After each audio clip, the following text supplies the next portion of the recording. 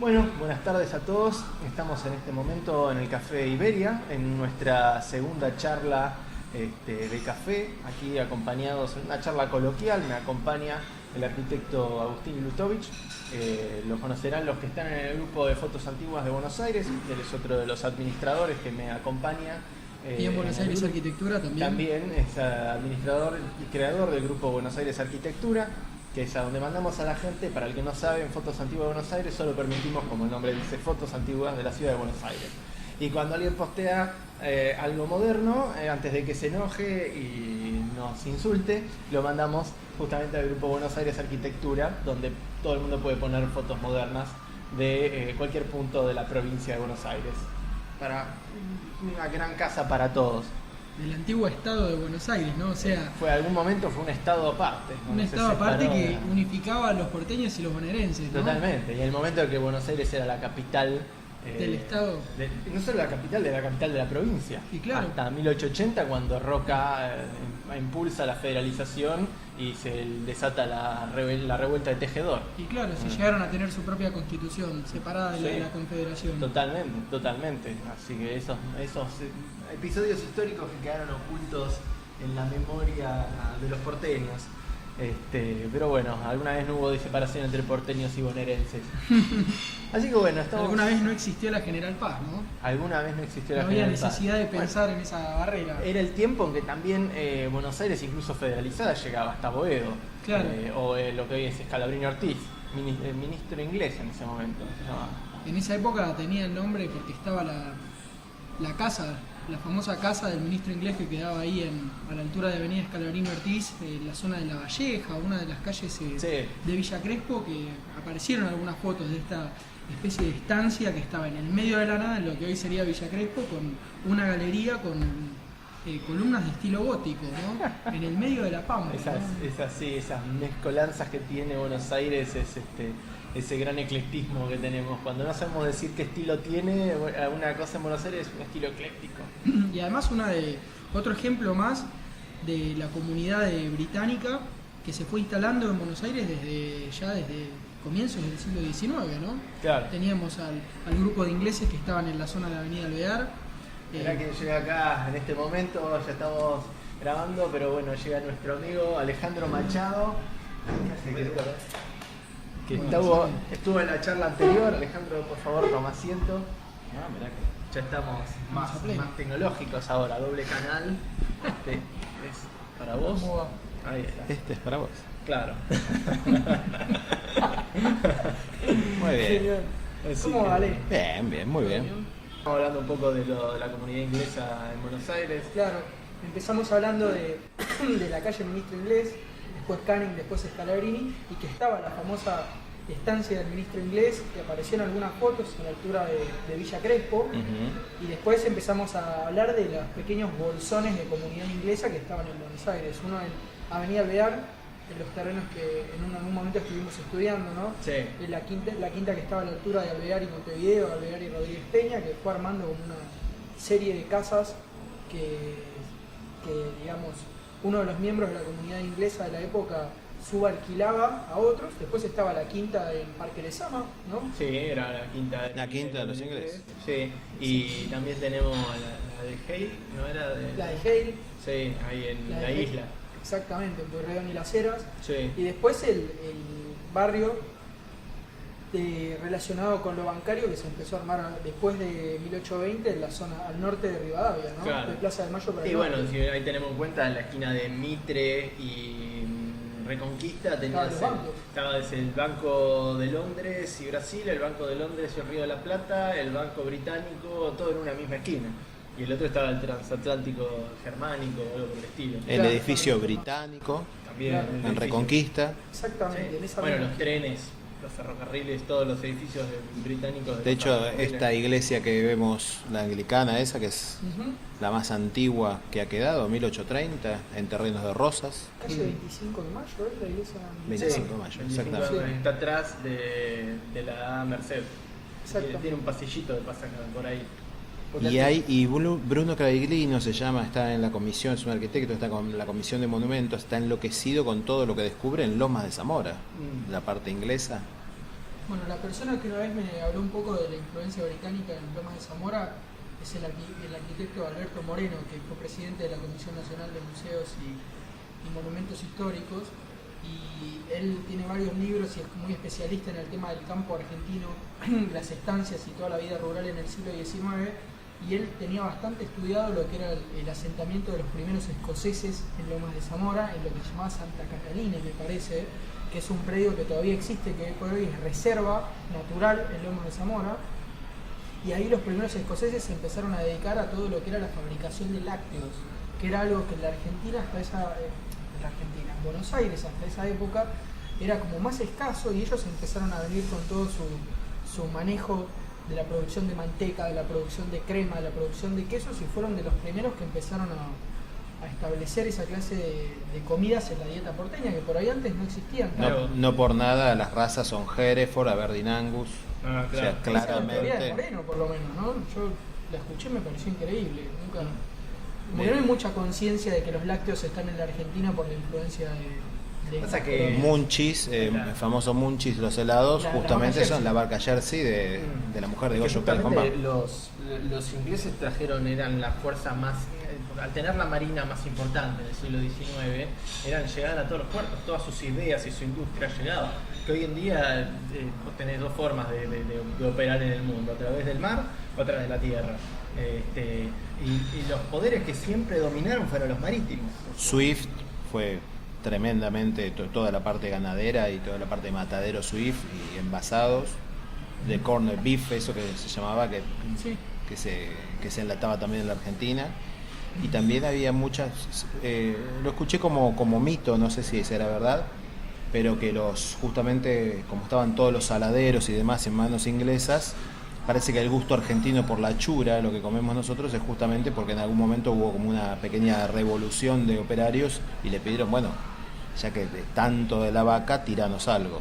Y antes de tirarlo, les empezaron a vender a muy bajo precio todo lo que era la parte de las vísceras, que nadie comía, y a partir de ahí se desarrolla el gusto argentino justamente por la tripa gorda, por los riñones, Y es chinchulín. como todo arranca como comida de pobre y después se va encareciendo, como ¿cómo se llama esta? La molleja.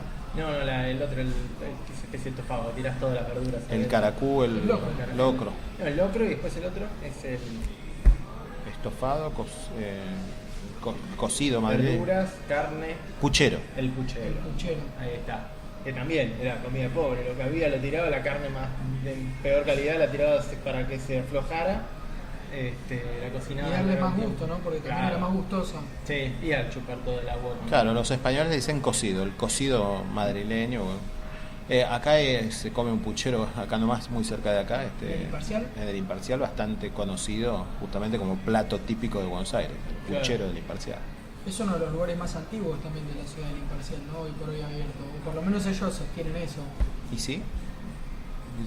No me acuerdo bien desde qué época está, pero desde fines del siglo XIX tranquilamente. No en el mismo local, no en la Claro. misma ubicación, pero Sí, es onda también como el Tortoni, se fueron moviendo, El pero Federal.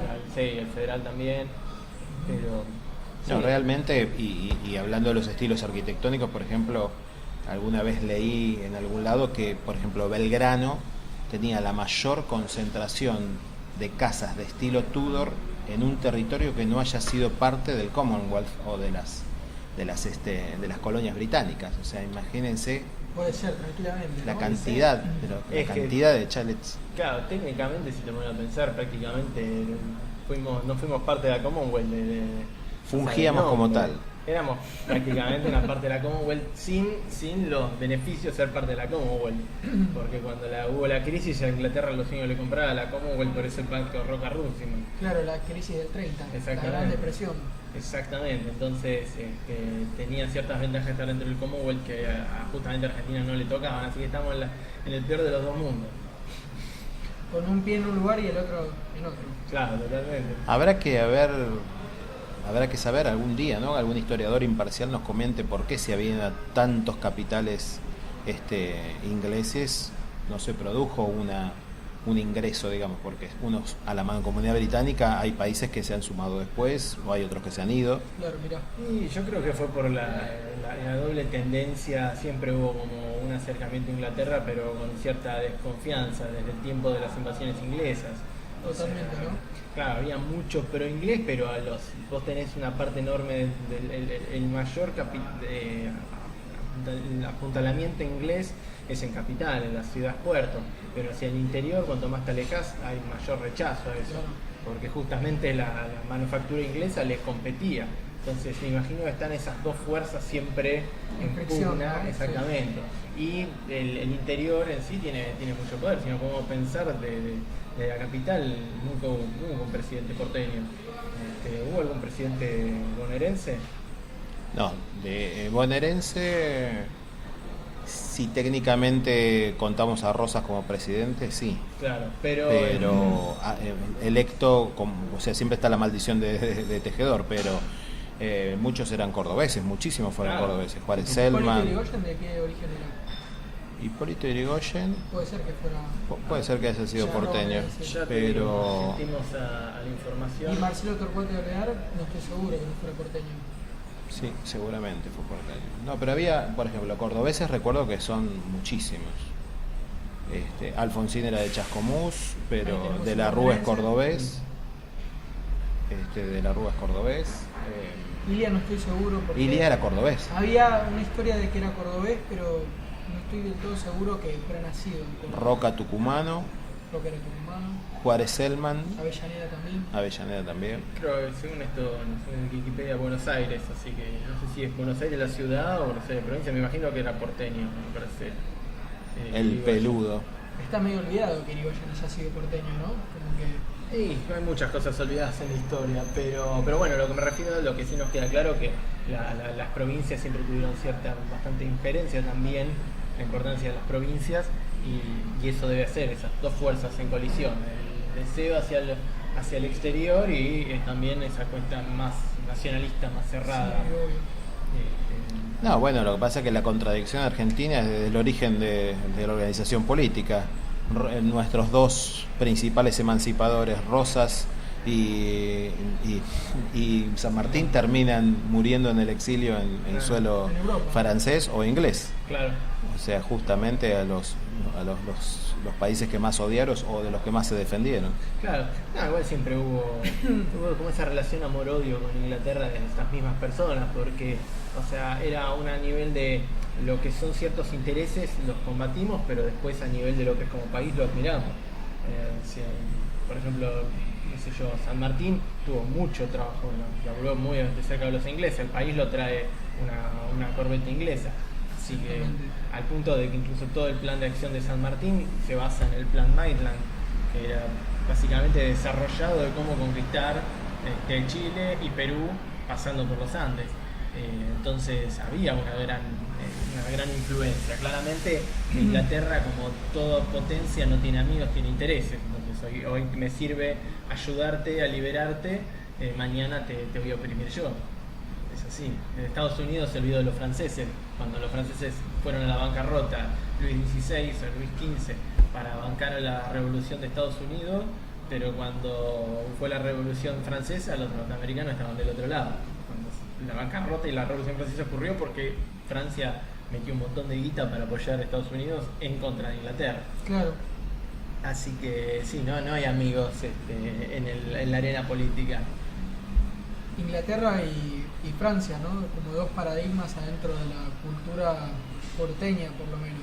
¿Mm? Bueno, Por un lado, esta relación ambivalente que decías con los británicos, y por el otro lado, a partir de un momento, la fascinación con la cuestión francesa a nivel cultura general, cultura política, cultura de la arquitectura, si nos queremos meter en el tema que más trabajamos nosotros, ¿no? Y la Entonces, locura del porteño como siempre receptor de la novedad. la cantidad de, cuando vemos fotos antiguas de un palacio que después no entendemos por qué, porque le cambiaron todo el techo y era algo italiano y después le pusieron una mansarda francesa. O sea, Y después por ahí lo planchan y lo hacen racionalista. Y en un momento, claro, se hace racionalista. Art Deco, y es lo que está de moda, pero eso pasa en todos lados igual. Esta cuestión de preservación del patrimonio no surge hasta siglo XIX, XX. Claramente, en el momento en que el patrimonio empieza a tener importancia como un valor histórico y turístico también. El Gran Tour es muy interesante. Pero aparte el turismo, lo del Gran Tour cuando los jóvenes ingleses comienzan a se empieza a descubrir Italia como gran receptor de la cultura y se empieza a hacer la aristocracia inglesa comienza a ir a continente, a Europa, a hacer el Gran Tour. Grecia, Roma, Francia, alguna parte de Alemania, Pompeya, algunas partes cuando se empiezan a descubrir, y ahí comienza a hacer el gran intercambio cultural dentro de la propia Europa, ¿no?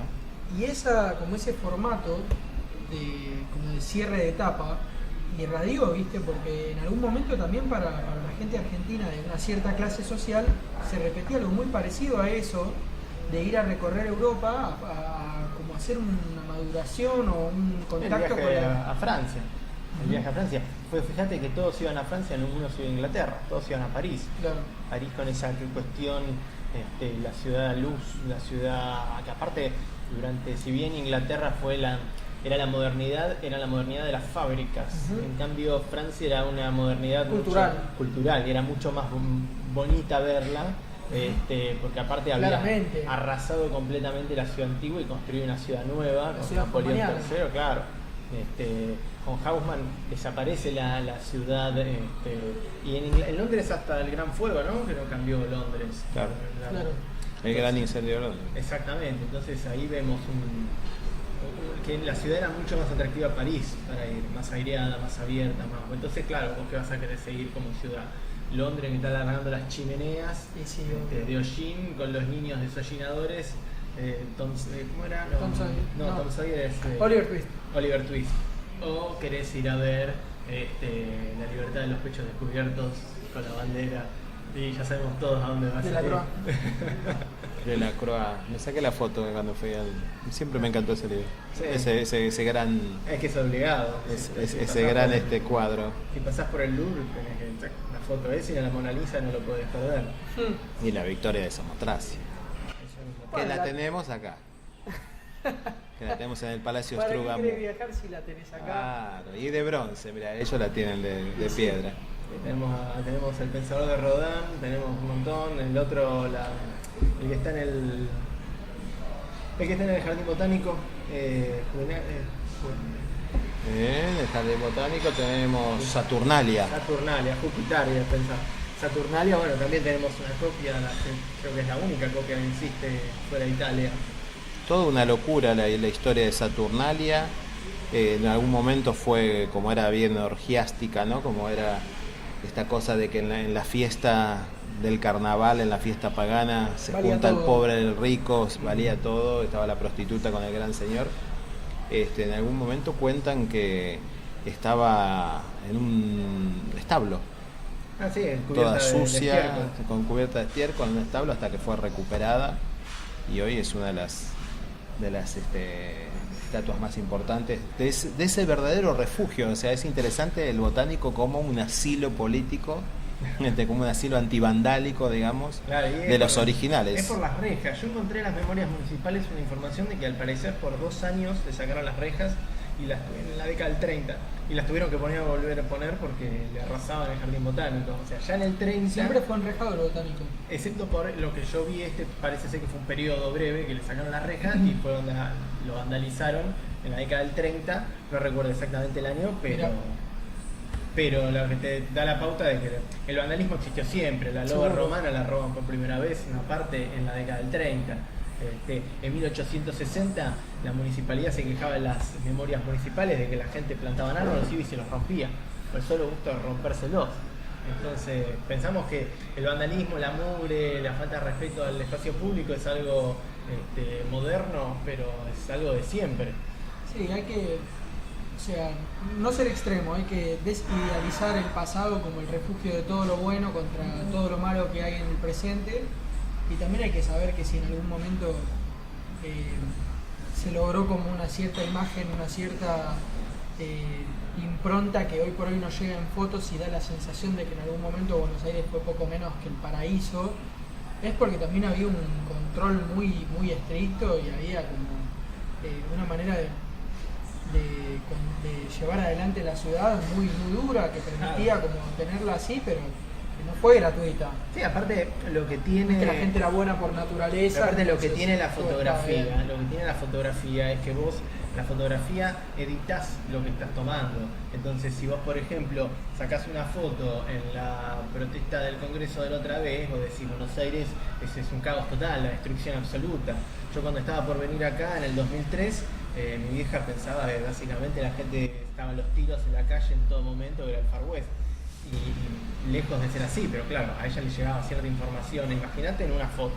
Vos ves en una foto de Plaza de Mayo, un sábado a las 7 de la mañana desde un techo elevado. Y claro, no ves a nadie, ves todo ordenado, todo limpio, y dices, qué hermoso lugar, hay que ver cómo era a las 6 de la tarde, en plena hora pico. Además que todos sabemos que en algún momento determinado de la historia, la época de la fotografía, pongamos 1900-1910, esa época que salen tantas postales de la ciudad, hay como un furor de las postales en el 1900, y uno tiene como imágenes casi como ideales, como de un Buenos Aires impecable, impoluto, perfecto, como si estuviera recién hecho. Y uno sabe que en esa misma época había muchos otros lugares de la ciudad que ya estaban urbanizados totalmente, de los cuales no hay ninguna foto. Claro. Entonces no Aparte, un muy recuerdo. interesante cómo se usaba la postal como propaganda, porque siempre cuando buscamos algún edificio demolido, a veces nos encontramos con una postal, y el edificio nunca se construyó. Claro. De hecho, hace muy poco encontramos postales en realidad del primer ganador del concurso de Arturo Prince, de la facultad de la calle Las Heras, y La versión francesa. la versión francesa está en postales, y ese fue el ganador, pero no fue el que se realizó. Y así hay muchas también El monumento a la Independencia en Plaza de Mayo, El monumento a la postal Independencia. intervenida para dibujar el monumento. En Plaza Congreso, la famosa Facultad de Medicina que nunca se hizo. La Biblioteca Nacional que se tenía que hacer en la Avenida de Mayo, que tampoco se hizo nunca. Claro. La Plaza Congreso, Claro. hay postales hechas de eso, ¿no? Sí, sí, una cosa vendiendo, mira lo que es casi el render, lo que hoy en día te venden en el estudio de construcción. Estos tipos probablemente mandaban a hacer las postales con eso. Y también, bueno, estaban los estudios privados que mandaban a hacer sus postales. Sacaban fotografías y hacían postales. Como yo, la colección Burkin era un sacador de postales. Libros, calendarios con 365 fotos de diferentes lugares, y cada día era una foto diferente. Ahora, lo que más allá de cualquier condición ideológica o hay una realidad. Pese a que ahora tenemos la instantaneidad de la internet y de las redes sociales, Buenos Aires era extremadamente moderna pese a estar a 13.000 kilómetros de Europa. Todo lo que vemos en la foto antigua con Burkin, con el despliegue que había, con los retratos, con daguerrotipos, con fotografía, con albúmina, es impresionante cómo había un registro, los registros que han quedado de Samuel Wood, de Cristiano Jr. Sí, ya empezamos a tener los primeros daguerrotipos en 1854. Muy temprano. El cine llegó muy temprano, muy rápido Sí. a Buenos Aires. El subte, el tren, o sea, realmente esa conexión que teníamos a través de Inglaterra o a través de Francia por las élites, realmente hacía que las cosas llegasen muy rápido a la Argentina. Lo que pasa es que Argentina tenía la materia prima de la ganadería cuando... Primero la lana. Pero el cuero fue el primero. En la época colonial el Claro, cuero, cuero. o sea, el libro, el escrito el escrito de los hacendados que hace Moreno es en pos de la venta de cuero. Sí, primero el cuero del ganado muchas veces cimarrón, ¿no? Sí. Que andaba por el campo y... Señores, tuvimos 20 años de guerra entre dos dueños de dos saladeros, Urquiza y Rosas. Claro. O sea, hoy sería increíble pensar en el dueño de dos, no sé, Supermercado. entre Coto y el dueño de no sé quién. Walmart, De luchando Don ahí. Walmart, entre Juan Carlos Walmart y Juan Carlos Carrefour, uno presidente sucediéndose a otro y formando Claro. ejércitos. Sí. Pero bueno, la cuestión es que sí, teníamos una materia prima muy importante, que era alimentar en un mundo que estaba comenzando a desarrollarse con la aparición de los antibióticos, la aparición de la tecnología, la mejora de las comunicaciones, hizo que cada vez fuera más fácil mover mercadería desde Buenos Aires hacia Europa, en un momento en el que estaba habiendo una explosión demográfica enorme. Entonces, justamente al volverse un lugar que tenía mucha comida, el granero del mundo, lo que hizo fue un influjo de dinero enorme de un momento en una explosión demográfica que Europa ya no podía alimentar a sus poblaciones. La ingeniería alemana hizo que con su poder de submarinos de ataque nos hayan frustrado como país, porque realmente las dos guerras mundiales hicieron que justamente se torpedeara a todo nivel. La política de los U-Boats era justamente cortar los suministros, era una guerra de logística, cortar los suministros de las grandes potencias en conflicto. Entonces nosotros, al estar tan lejos, perdimos muchísimo, y después de la ceguera de nuestros gobernantes de la época en situarse en el bando equivocado, y quizás después crear una tercera posición. O sea, lamentablemente, cuando el mundo se partió en dos después de la guerra, había que tomar partido por uno o por otro. Lo dice en El Príncipe: no hay nada peor que el que se queda neutral, porque el que pierde te resiente de que lo abandonaste, y el que gane te resiente de que no lo acompañaste. O sea, tenés que tomar partido y quedarte con quien tomaste partido. Los traidores tampoco sirven. Porque imagínense, hay países que tienen muchísima suerte. Italia 2 veces arrancó con el bando equivocado y traicionó en el medio del camino y se volvió para el otro lado. Y hoy Italia, pareciera que nadie se acuerda. Y peor, Austria, por favor. Austria, Alemania, Hitler era austríaco, y la mitad de su Estado Mayor era austríaco, y los grandes culpables de todo han sido alemanes. Claro. Alemania quedó, y Austria vos vas y está absolutamente desnazificado. Entonces hay países, o lo mismo Croacia, que han tenido un régimen de ultraderecha o talla. El tema es que lo que tienen esos países que tienen suerte es su centralidad y la importancia que tiene en relación a los intereses de las grandes potencias. Porque, por ejemplo, Alemania, Italia hubieran quedado completamente abandonadas si no era por el riesgo de la Unión Soviética. Claro. Entonces ahí surge el plan Marshall como una forma de cortar el avance soviético. Con Japón fue justamente una base de avanzada norteamericana, que pasas de tener una base en Hawái a tener una base en todo Japón. En todo Japón. Se quedaron completamente, pero con Okinawa tienen una base permanente gigante los norteamericanos. Entonces eso hizo que esos países le metieran guita. Argentina, lo que pasa es que Argentina somos útiles, pero no indispensables. Si Argentina desapareciera del mapa, el mundo haría así de simple. O sea, porque no somos centrales. Sobre todo con la aparición del Canal de Panamá. Porque antes había navegación que tenía y era tan jodida al pasar el Cabo de Hornos, que se llegó a pensar en hacer un tren que pasar al otro transoceánico. Cuando aparece el Canal de Panamá, ya no tenés que estar descargando los barcos para llevarlo en tren y volverlos a cargar. Pero era tan complicado el pase por el Cabo de Hornos que preferían hacer eso. Apareció el Canal de Panamá y pasas el barco en 20 horas. Y hoy por hoy tenemos ese núcleo de torres de 300 metros en Ciudad de Panamá. Totalmente, pero tampoco hay que idealizar, porque Ciudad de Panamá es un hormiguero del crimen, narcotráfico, lavado de dinero. Sí, nadie idealiza. Y hay el segundo está manejado por los chinos, ¿es verdad? Lo que quieren construir, creo, en Guatemala o El Salvador, van aquí los chinos construir uno propio, pero está complicado. O sea, ya Panamá está... Estados Unidos no lo va a dejar. Estados Unidos no puede tampoco hacer mucho. En la era Trump no se va a meter a bloquear, porque ¿qué tenés que hacer para que no lo hagan? Meterle un montón de guita, ponerle, creo que no sé si es Guatemala, tenés que poner un montón de guita a Guatemala para mirá, no lo hagas y te lleno de dinero. Y Trump no lo va a hacer, no tiene intención de poner plata afuera. Trump no tiene problema en abandonar intereses estratégicos con tal de decirle a su electorado: no voy a gastar plata en cosas que no le hacen bien a Estados Unidos. Pero de todas formas, construir un nuevo canal cuesta tanto que es difícil imaginárselo que lo hagan cuando ya hay uno que funciona y que acaba de terminarse la ampliación. Ya pueden pasar creo que los Super Panamax pueden pasar, que antes no pasaban.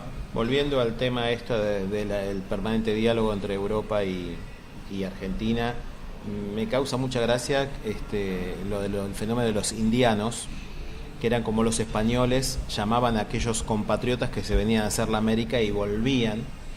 Tenemos varios arquitectos indianos, uno de ellos es Guillermo Álvarez, que tuve la posibilidad de que parientes me acercasen algún tipo de biografía, y es uno de los arquitectos más respetados y justamente símbolo de los indianos, porque él hizo la guita en América, en Argentina, volvió a su terruño, a Cortegada de Baños, allá en el norte, en La Coruña, y hizo el Concelo, o sea, el Consejo Deliberante, una escuela y una plaza. ¿No? ¿Te acordás más o menos en qué época fue que él volvió y empezó a trabajar allá de vuelta?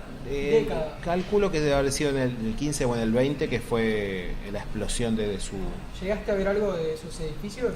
Sí, le han hecho un busto en bronce también dentro del Concelo. Y acá no deja de ser un arquitecto del rubro comercial que trabajó para su comunidad sobre todo, y que no tiene Guillermo Álvarez un edificio público importante. No, público no, él se dedicó a lo privado, a vivienda, sobre todo a vivienda, sí, y en una escala chiquita. Y estamos hablando para la gente que nos sigue, es quizá el edificio más conocido, son dos: la Torre del Fantasma de la Boca, por supuesto que es todo un mito, que está ahí en Almirante Brown y Benito Pérez Galdós, y Villafañe, es un triángulo, y la mega casa de renta de Entre Ríos 974, que es un edificio que era de su propia renta. El del puente de arriba. El del famoso puente, algunos le dicen el puente de los oscuros. Mi bisabuelo vivía ahí. Encontré una guía telefónica que tenía la dirección ahí. Como siempre no llegó nada. A mí no me llegó nada, la fortuna del bisabuelo. La guía te llegó, la guía. Imagínate si llegaba a ser el departamento que estaba justamente arriba del puente ese. No, dos edificios totalmente disímiles además. El del castillo del fantasma de la Boca y el edificio del puente, digamos, de Entre Ríos. Dijiste que la altura era 974. O sea, es Entre Ríos. Entre Humberto Primo y Carlos Calvo. Exactamente, un edificio, el de la Boca, pequeño, sobrecargado con toda esa arquitectura Art Nouveau que caracterizó a Álvarez, que era una arquitectura Art Nouveau muy dura, muy llena de texturas y de contrastes de luz y de sombra, porque él trabajaba con caladuras muy profundas y muy con mucho profundas, ritmo. muy profundas. Era un trabajo muy de la luz y de la sombra y del ritmo. Y la casa de Avenida Entre Ríos, el edificio de departamentos de Entre Ríos, que es un edificio de una escala monumental, aunque no sea un edificio más alto que otros, pero la escala que tiene en ese super arco de 5 o 6 pisos hasta que se resuelve con el departamento puente, ese patio enorme desproporcionado, que es como un tubo de aire. Una herradura rarísima, que normalmente tienen los edificios dentro. Claro, eso es lo raro que tiene. No, o sea, él tiene el aire de luz como si fuera un patio. Lo cual resuelve patio mejor seco, porque le da una gran entrada de luz que si estuviera al revés se perdería con las medianeras de los de atrás. Lo que hace es transformar algo que, estando en el fondo del terreno, no sirve para nada y nadie lo ve, en una carta de presentación tremenda del edificio, con solo girarlo. Claro, y vos fijate que estamos hablando de ese edificio y hay un montón de edificios que deben ser similares, pero están al revés. Y una fachada que no nos dice mucho. Pero dos edificios que si una persona los viera y no le dijeran, nadie pensaría que son del mismo arquitecto. Claro. No tienen absolutamente nada que ver. Tiene la versatilidad. Hacemos una pausita o tomamos algo, Dale, así hacemos. Genial. Bueno, estamos aquí de vuelta después de una ligera pausa que hicimos para abastecernos, comer algo, saludarlo a Alejandro que acaba de llegar. Así que bueno, estamos acá para no sé, vamos a hablar de algo más, muchachos. ¿Tiene algo Bar para Iberia. contar? Estamos, bueno, como ya le dije al principio, estamos en el Bar Iberia, mi bar favorito. Vengo acá a trabajar siempre que puedo. Muy buen servicio, no me puedo quejar, a diferencia de otros lugares. Y sos de quejarte. Mirá que yo soy quejoso, pero me has ganado. En el rubro gastronómico he encontrado un par. Hay cosas que no se negocian. El mozo que te hace chistes y se toma confianzas que no le permitís es inaceptable. Bueno, el Bar Iberia, ¿no? El Bar Iberia, que tiene como característica principal realmente algo que nos gusta mucho a nosotros, justamente es un cuidado por el patrimonio arquitectónico, una difusión, una exacerbación a través de perfiles que se ven en el libro de Solsona, ¿no? Este tipo de se pueden perfiles. ver. Son los perfiles que hizo Solsona en el Pueden verlo, estudio. por ejemplo, estos perfiles en este cuadro que tenemos acá. Y si está acá, nosotros estamos en el segundo piso, pero en el primer piso van a encontrar que hay una gran cantidad de perfiles también y fotos antiguas con información. Estamos en un bar emblemático de la avenida de tan solo 1300 metros que ni siquiera supimos cuidar. La Argentina tiene esta avenida escenográfica a partir de 1890 más o menos, y la idea estaba de antes. Tardan 4 años en hacerla y no supimos Como conservarlo. 10, tardan como 10, empiezan Como 10, en claro. el 88 y Desde el terminan en el proyecto. 94. Exactamente. En el 94 y no pudimos conservarla ni en altura ni en su traza. Una avenida que pensaba, bueno, unir los dos poderes. Y lamentablemente, bueno, hasta el Barolo, pese a ser tan imponente, está completamente fuera de escala. Claro, lo quisieron demoler por eso. La De Sociedad hecho. Central de Arquitectos levantó un pedido para tirarlo abajo o hacerlo a la misma altura de los demás. Años 20, ¿no? Eh, Época de inauguración del Barolo. Más o menos. En 1924 inaugurado y en el 32 fue, creo que dentro de la ola de demoliciones que hubo en la ciudad, se pensó también en demolerlo, en cercenarlo como para que quede. Obviamente cuando se lo terminó, ya me imagino que, o cuando lo estaban construyendo, la Sociedad Central de Arquitectos salió a decir está violando la altura, cuando todavía se preocupaban por la altura. Para aquellos que hayan estado en la Gran Vía, cuando alguien dice la Gran Vía de Buenos Aires es la Avenida de Mayo, chicos, no nos engañemos, la Gran Vía de Madrid no tiene nada que ver con esto.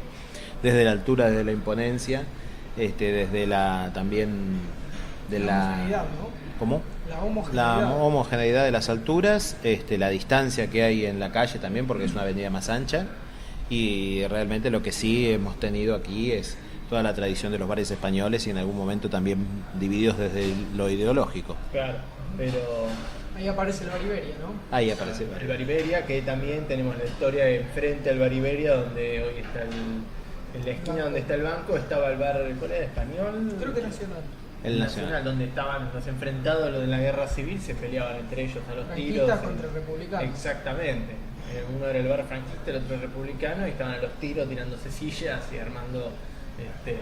Increíblemente, por más que es un hito de la hispanidad toda esta avenida, el arquitecto más representativo que lo sigue Fabio Perlin es Christian Schlinder, que llegó a tener hasta 12, creo, edificios en esta gran avenida, que bueno, fue también muy polémica porque cuando se expropió se tocaron muchos. Sí, no, igualmente no fue un problema, fue polémico porque se tocaron muchos terrenos de familias patricias, pero lo que pasó fue que la ley de expropiación original tenía como objetivo expropiar los terrenos completos, vendiendo los sobrantes y con eso ganando una enorme cantidad de dinero que iba a pagar el proyecto. municipalidad. Exactamente.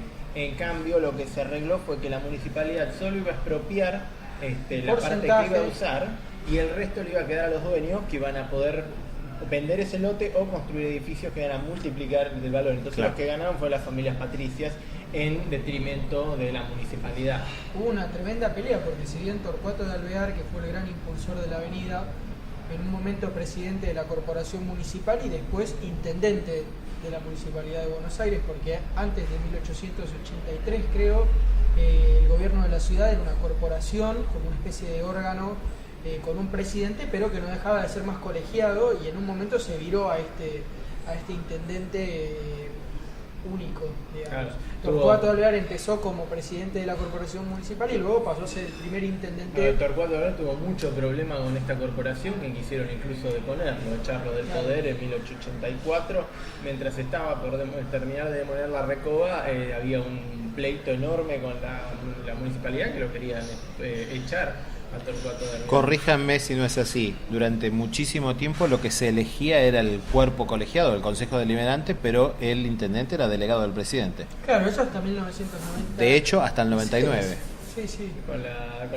Con De la Rúa. De la Constitución del 94, ¿no? Exactamente. Cuando en la ciudad. En 1996 creo De la Rúa. Pero la implementación es el el primer jefe de gobierno electo de la Rúa. Antes eran delegados presidenciales. Totalmente, pero eso hasta hace 20 años. Claro, por eso digo, qué increíble la capital federal como justamente como un apéndice de la nación. Por eso era justamente Capital Federal, durante todos estos años fue llamada Capital Federal y no Buenos Aires. Se la menciona como capital y como federal, o sea que no tenía autonomía, sino que era una cuestión, un terreno federal que la del idea Estado Nacional. la idea era que ante el problema de la aduana, que lo gobierna la aduana, bueno, sacárselo a Buenos Aires, que no lo tenga una provincia, sino que la va a tener toda esta ciudad, le pertenece al gobierno nacional, que le pertenece a todas las provincias. ¿Cuánto tiempo pasará para que la gente del interior diga, vamos a Cava? Un par de generaciones. Ya no se usa tanto Capital Federal. Acá, vos porque vivís acá. Claro. Pero el marplatense, el mendocino, va a la capital. Vamos a la capital. Pero va a seguir siendo la capital. Pero no creo que, no sé, no le veo, Cava no pega tanto como Capital Federal. Claro, por eso te digo, o sea, Claro. nunca se va a imponer, digamos. No creo. Nadie va a decir, voy a la ciudad autónoma de Buenos Aires. No, es muy largo. No, Como están las cosas, entre voy a va. claro, voy a... ¿Tendría que haber un distrito federal más acotado? Yo creo que el problema que tiene la ciudad es justamente su acotación. ¿Acotado o ampliado? Ampliado, creo yo. No, un distrito federal como el Vaticano, digamos. El Vaticano tiene lo que conocemos en la Plaza San Pedro, pero también tiene algunas dependencias, Claro. como Castel Gandolfo, por ejemplo, que sigue siendo territorio vaticano, pero está separado. ¿Tendría que tener la nación un estatus? No, ya no es necesario.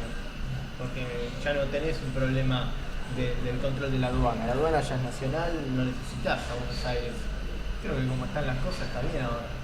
Funcione como una provincia casi. Sin llegar a ser exactamente una provincia, pero...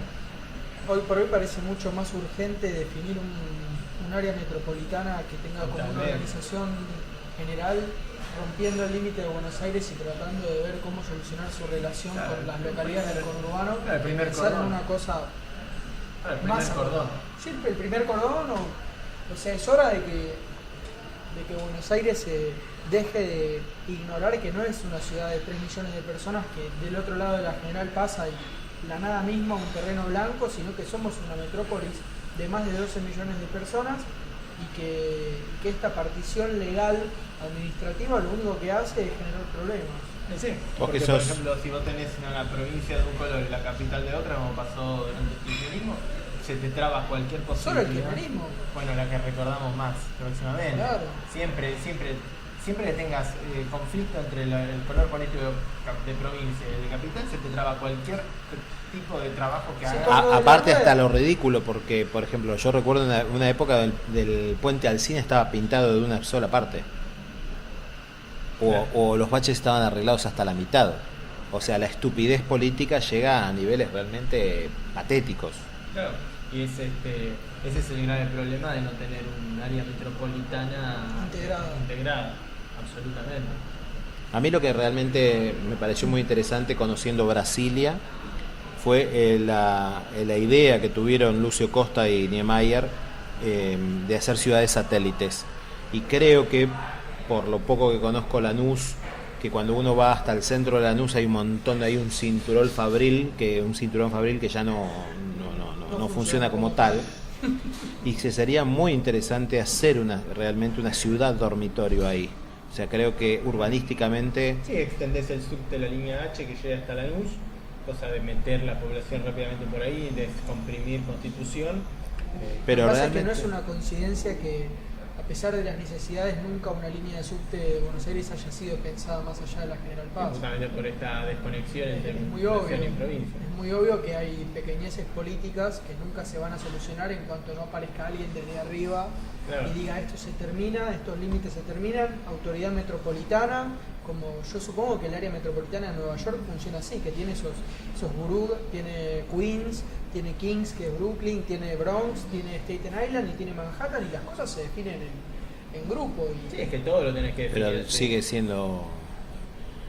Creo que no es así porque sigue siendo Nueva York, pero del otro lado tenés a Nueva Jersey ya. Sí, yo ahí- creo que está integrada en las soluciones que necesita. No sé, no creo. No. No creo. Lo que sí veo, Estados Unidos tiene 10.000 defectos, obviamente, como cualquier potencia dominante, pero me parece interesantísimo que cuando hay un problema aparece el alcalde de Nueva York, el gobernador del estado y el gobernador de Nueva Jersey. Ahí no más. Tampoco creamos Pero- que Estados Unidos no tiene este tipo de cosas. Pero dan la cara, pero dan la cara en el momento.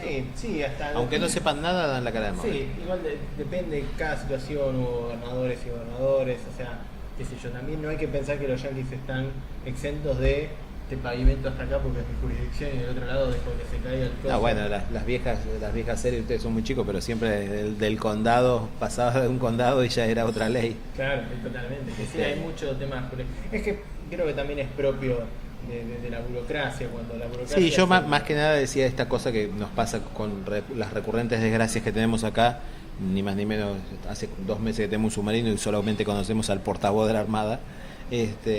Me da la sensación de cuando en otras tragedias que yo he visto, enseguida hay una presencia institucional, aunque no sepan nada, los tipos ponen la cara. Sí, eso está bueno. Es cultura política. Eso está bueno por un lado. Bueno, el problema que acá lo que tenés, y cuando tenés 5 portavoces, te vienen y te dicen 5 cosas diferentes. Y a veces está bueno también cuando vas a dar un mensaje que haya una voz unificada. Unívoca. Porque eso te evita justamente contradicciones. Que haya una línea, sobre todo cuando es un tema muy, muy sensible. Pero yo creo que lo podés hacer múltiples portavoces cuando es algo que es más vox populi o algo que podés comentar sin riesgo que haya haya muchos problemas o que cada cual hable de su área. Pero ¿cuántas nacionalidades podemos recordar rápidamente de la Avenida de Mayo a nivel de arquitectos? Arrancando... Italia, Sí, arrancando con Schindler. ¿Era alemán? Era austríaco. Austríaco. Bustillo argentino, ¿no? Bustillo argentino. Sí, tenemos Otro alemán. otro alemán. Ferdinand Moore. Italiano. En ¿por cuál edificio? No me acuerdo si tenía el cubo dorable. El cubo de Butner. Pero Moore tenía uno también. Claro. Después estaba Levayer, que era Roland Levayer, sí, era de Parma exactamente. Era de Parma, era parmesano. Después estaba Ahí el Edwin Merry tenía 2, uno demolido y el modificado por Salvatore Mirate para Cati Chávez. Los locales Gaines Ayagote. Gaines Ayagote, exactamente. Exactamente, los franceses... Presentes en el diario La Prensa y en el Club del Progreso. Después los franceses Gilbert y Gardner. Gilbert y Gardner. Gardner solo en Roverá, ¿no? Sí. Y Gilbert y Gardner juntos están, pero ya en la diagonal norte sería. Ah, bien. Después tenemos a Christophersen con el Astoria. Después tenemos al arquitecto de identidad desconocida de la ciudad de Londres. A la ciudad de ¿Cuál de los dos? Londres. ¿El Qué primero o el misterio. segundo? No, la Avenida de Mayo, el de No, Perugia. no. Pero es Corrientes, Se quemó. ¿eh? Ciudad de Londres. Ese, sí, bueno, es el arquitecto fantasma de un edificio que en el momento que existía era uno de los más grandes de Buenos Aires, de los más altos, más imponentes, y al Qué incendiarse... loco, ¿no? La ciudad de Londres, que era una de las principales junto con Gatti Chávez, y después de 1910 que se quemó, empezó en franco decline. Se mudó a un Se barrio mudó. mucho más choto del que estaba originalmente. Sí, y además no solamente tuvo la mala suerte de que se le quemó un edificio en 1910, sino que en el 36 le demuelen la mitad del edificio para ensanchar Corrientes. Y sí. Eligió el lado equivocado de Corrientes. Mario Palanti. Mario Palanti lo tenemos en el Castelar, lo tenemos en el Barolo. Ujú, sí, A Scolpini lo tenemos al 900 con el Hotel de Argentina, otro Luigi italiano. Broggi. Luigi Broggi. Nada más ni nada menos que en la inmobiliaria y enfrente el Hotel Roma. Después Augusto Plu, Blue, claramente. Los Olivari. Molinari, Jerónimo Jerónimo Agostini, el Hotel París, en las cariátides cabezonas, Sí. completamente fuera de escala. Está ahí en restauración. Está en restaurante, ahora le están metiendo un poco más. Viste que en la inmobiliaria casi terminan toda la planta baja. Pío no es Pío, es Colivadino y Benedetti. Exactamente. En la antigua FIC. Los arquitectos medio fantasma también. Tienen en Rosario una. Ese proyecto que yo tengo mis dudas de que realmente sea de ellos. Pero bueno, queda ahí Sí, picando. firmado está. Fue un concurso con varios. Bueno, pero también se le atribuye a Yersa la legislatura y nosotros sabemos que no es de él. Claramente. a través de eso se genera como esa duda de que Bueno, se en dio, Rosario ¿no? siempre hay un misterio sobre la bolsa de comercio. Un tal Raúl Rivara que de la nada saca un edificio que parece robado del cuaderno de Christoffersen. Claro. Así que siempre hay también una duda ahí en Rosario si eso no es de Christoffersen. Christoffersen, noruego, también tiene un edificio en la avenida, por lo menos. Sí, es la historia. Ujú. Después lo tenemos a Olivari. Olivari con el edificio neogótico que tiene arbotantes, bestial. extrañísimo. Y nos faltan los Prince húngaros. Rassenhofer, también el Hotel Prince Centenario. Rassenhofer. Miren la cantidad de nacionales y los húngaros. Y los húngaros de crítica, ¿no? De crítica, los Kalnay. Claramente la Avenida de Mayo fue como un gran catalizador. E irónicamente la veían como el futuro iluminado de la nobleza criolla, y cuando la terminaron ya el movimiento se había ido, las clases patricias abandonaron completamente la... El edificio puede ser que Singer. fuera de moda. Ah, Este que no existe más. Este que fue uno de los primeros edificios porteños en tener ascensor. Es el vecino del lugar a donde ahora está el Teatro Avenida. Hoy por hoy está demolido, el edificio de los años 60, 70. tremendo edificio en la avenida de Poblet y Ortúzar. Esos nacionales, ¿no? O españoles. Nacionales, creo que nacionales. Y después tenemos a Guillot, Dubois, de Dubois, Luis Guillot, Dubois en el Hotel Chile. en el Hotel Chile. También tenemos al lado del Barolo y entre el Barolo y la inmobiliaria a Fausto Di Bacco con el Misterioso, edificio Singer. ¿no? Hay uno en Bahía también, hay un edificio en Bahía Tan Blanca de pocas Fausto Di horas. Bacco, muy ¿Habrá pocas llegado a horas. vivir en Buenos Aires? Y ahora creo que hay una obra en Tucumán, creo, Fausto Di Bacco. Así que toda una playa de vieneses, austríacos, alemanes, Nos pusimos a ingleses, enumerar y no terminamos más. Empezamos a, como dice parmesanos, Cuidado de no aburrir a la gente. italianos, Mitre y cada Dupar. uno es una puerta. Sí, cada uno es un capítulo por sí solo. O sea, digamos, la Avenida de Mayo, como para redondear un poco, es una avenida que la gente la fantasea francesa. En realidad fue el lugar de reunión de los españoles y finalmente está hecha por personas de toda Europa De todo. y algunos locales también, ¿no? Ah, sí. Esa es la realidad de la Avenida de Mayo. Sí, es una gran mezcolanza. ¿Cerramos por hoy? Sí. Bueno, les agradecemos a todos por habernos acompañado. Mozo, la cuenta. Cortadito. Así que bueno, nos estamos viendo el próximo capítulo. Este quedó bastante largo. Así que bueno, les agradecemos a todos por habernos acompañado. Les agradezco a Agustín y Alejandro, que también Gracias, Bruno, también. aceptaron venir. Y bueno, nos estamos viendo el próximo capítulo.